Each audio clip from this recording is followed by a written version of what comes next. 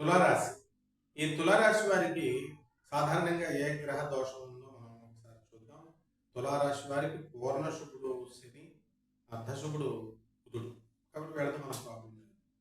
మారకుడైనటువంటి రవి, ఆ తర్వాత గురుడు మనకి శుభ ఫలితాన్ని ఇచ్చిన వాళ్ళ యొక్క దశల్లో విదశల్లో మంచి స్థానాల్లో లేకుండా ఉన్నప్పుడు ఖచ్చితంగా మారకూడదు చేస్తాడు.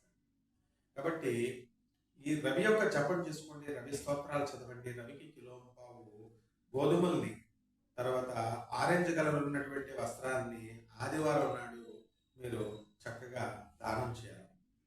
ఉదయం పెద్ద బ్రాహ్మణికి దానం చేయాలి. అలాగే ఈ యొక్క రవి దోషం పోవడం కోసం జిల్లేడు సమిధలతో హోమము చేసుకోండి. జిల్లేడు పువ్వుల్ని మరి సూర్యనారాయణమూర్తికి అర్పించండి.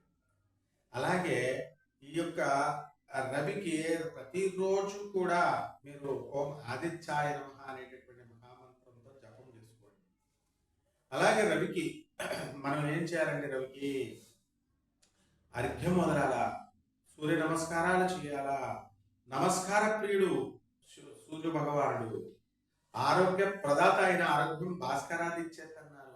ఎన్నిసార్లు వంగి వంగి నమస్కారాలు చేస్తుంటే అంత మురిసిపోతాడు ఈ యొక్క సూర్యనారాయణ. కాబట్టి మీకు ఆరోగ్యాన్ని ప్రసాదిస్తాడు.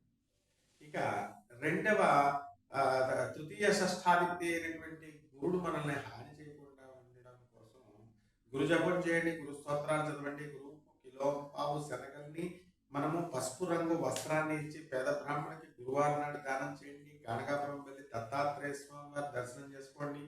బ్రహ్మ విష్ణు మహేశ్వర స్వరూపుడు ఆయన గురు రూపంలో ఉంటాడు కాబట్టి ఖచ్చితంగా మనకి మేలు చేస్తాడు.